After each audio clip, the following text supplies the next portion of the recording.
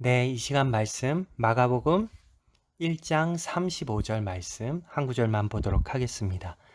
마가복음 1장 35절입니다. 같이 읽겠습니다. 시작. 새벽 아직도 밝기 전에 예수께서 일어나 나가 한적한 곳으로 가사 거기서 기도하시더니. 우리가 하루를 살아가려면 많은 에너지가 필요합니다. 오늘은 그 에너지를 얻게 되는 두 가지 방법에 대해서 한번 생각해 보고자 합니다. 첫 번째로 우리가 활력 있는 삶, 에너지가 넘치는 삶을 살아가려면 가장 기본적인 충분한 쉼, 충분한 수면을 갖는 것입니다. 여러분, 지난밤 잘 주무셨습니까? 통계에 의하면 한국인의 평균 수면 시간은 최하위라고 합니다. 일이 너무 많아서 수면 시간이 부족한 점도 있지만 밤늦게까지 TV를 보거나 스마트폰을 보는 영향도 매우 큽니다. 그리고 대부분의 한국인은 자는 시간을 아까워하는 경향도 있죠. 그런데 수면은 인간에게 있어 너무나 중요합니다. 지친 몸을 쉬게 해주면서 동시에 뇌를 회복시키는 시간입니다. 충분한 수면을 취하지 못하면 뇌 기능이 감소하지요. 하루에 6시간도 채 못 자면 우울증이나 뇌졸중 등이 걸릴 가능성이 증가합니다. 사람이 신경질적이게 되고 기억력과 집중력이 감퇴합니다. 신체적으로는 염증 질환이 발생하고 감기 외에도 폐렴 등에 걸리는 비율이 높아지는 것이죠. 그런데 잘 자면 몸에 활력을 주고 노화를 방지하는 호르몬이 분비하게 됩니다. 또 우리 창세기 1장에 보면 특이한 표현이 반복되어 나오는데요. 저녁이 되고 아침이 되니 라는 표현입니다. 창세기 1장은 저녁을 하루의 시작으로 본 것입니다. 이 사실은 성경의 다른 부분에도 나오는 것을 보는데요. 출애굽기 12장 18절 첫째 달 그달 열 나은 날 저녁부터 21일 저녁까지 너희는 무교병을 먹을 것이요. 또 시편 55편 17절에도 다윗은 저녁과 아침과 정오에 내가 근심하여 탄식하리니 여호와께서 내 소리를 들으시리로다 라고 노래합니다. 왜 성경은 이처럼 저녁부터가 하루를 시작하는 것으로 묘사하고 표현하고 있을까요? 그것은 저녁 시간이 매우 중요하기 때문이라고 생각합니다. 밤에 휴식과 잠을 잘 자는 것이 중요하다는 것입니다. 충분한 수면을 통해서 우리는 에너지를 얻고 하루를 살아갈 힘을 얻습니다. 저도 숙면을 중요하게 생각하는데 이유는 물론 건강을 위해서 숙면해야 하지만 다음날 새벽 기도 시간을 가지기 위해서입니다. 잠을 잘 자고 나면 새벽에 일어나 맑은 정신으로 기도할 수 있습니다. 그래서 아침에 기도에 성공하고 나면 하루 종일 승리하는 삶을 살 수 있는 것이죠. 그러나 조금이라도 밤에 늦게 자거나 리듬이 흐트러지면 그날 새벽 예배는 물론이고 하루 종일 피곤한 채로 살아가게 됩니다. 이것은 여러분들도 마찬가지일 것입니다. 그러니까 저녁 시간을 어떻게 보내느냐에 따라 그 다음날의 하루 승패가 결정되는 것이죠. 두 번째로 우리가 하루를 살아가는 에너지를 얻기 위해서는 아침에 충분한 기도 시간을 가지는 것이 중요합니다. 하루를 시작하는 새벽에 기도하여 우리가 영적 에너지를 받으면 우리는 하루를 성공적으로 살아갈 수 있는 것입니다. 오늘 본문이 그것을 말해주고 있죠. 마가복음 1장 35절에 새벽 아직도 밝기 전에 예수께서 일어나 나가 한적한 곳으로 가사 거기서 기도하시더니. 예수님이 짧은 생애를 사시면서 그분이 놀라우신 하나님의 그 구원의 사역을 성취할 수 있었던 비결은 기도에 있었습니다. 물론 그분은 하나님이셨습니다. 그러나 동시에 그분은 사람이셨습니다.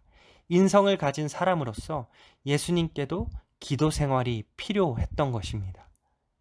어느 안식일 날 예수님이 회당에 들어가 설교를 하셨습니다. 그런데 설교 도중에 귀신 들린 사람의 부르짖는 소리가 들렸습니다. 그래서 예수님은 그를 고치시는 사역을 행하셨죠. 그리고 베드로의 집으로 가십니다. 베드로 장모님이 열병에 붙잡혀 누워 있었습니다. 예수님이 그를 위해서 기도합니다. 그때가 해질녘이었습니다. 이어서 많은 병자들과 귀신 들린 자들이 예수께 오더니 예수께서 각색 병든 많은 사람을 고치시며 많은 귀신들을 내쫓아 주시는 일들이 기록되어 있습니다. 여러분, 이 하루를 생각해 보십시오. 예수님께서 얼마나 피곤한 하루였겠습니까? 그렇게 안식일이 지나고 이튿날 아침이 되었습니다. 아침에 예수께서 일어나 나가 한적한 곳으로 가서 거기서 기도하기 시작하십니다. 예수님에게 있어서 기도란 무엇이었을까요? 예수님에게 있어서 기도는 안식이었다고 생각합니다. 주님은 기도하시면서 쉬시고, 기도하시면서 새로운 힘을 얻고, 기도하면서 지나간 하루의 스트레스를 극복하셨다고 생각합니다. 예수님도 인간성을 잊고 오셨기 때문에 예수님도 스트레스를 우리처럼 경험하셨을 것입니다. 예수님께서 그것을 어떻게 극복하십니까? 예수님에게 있어서 기도가 그 처방이었다고 생각합니다. 그는 기도하시면서 쉬신 것입니다. 기도를 통해서 예수님은 새 힘, 새 에너지를 얻은 것입니다. 주님은 기도를 사모하셨습니다. 예수님의 기도는 그 하나님과의 교제였던 것을 보게 됩니다. 이처럼 우리도 주님과 같은 기도를 경험해야 합니다. 어떻게 하면 그러한 기도를 경험할 수 있습니까? 우리 주님의 기도를 보면 우리 주님은 기도를 계획하셨습니다. 틀림없이 예수님은 그 피곤한 안식일을 지내고 하루를 마무리하시면서 아마 침상에 들어가기 전에 내일 아침 일찍 일어나서 내 사랑하는 아버지 하나님과 더불어 교제해야지 라고 계획하셨을 것입니다. 주님은 기도의 교제를 위해서 가장 적합한 시간과 장소를 결정하십니다. 그리고 언제 기도하셨습니까? 새벽 미명에 기도하셨습니다. 어디서 기도하셨습니까? 한적한 곳에서 기도하셨습니다. 새벽의 미명, 이것은 얼마나 기도하기에 좋은 시간이었을까요? 그리고 한적한 곳, 그 누구의 방해를 받을 필요가 없는 골방처럼 아늑한 산자락, 산등성 어느 곳에 주님께서는 눈여겨두었던 그 장소를 선택하셔서 살아계신 하나님 앞에 엎드리셨을 것입니다.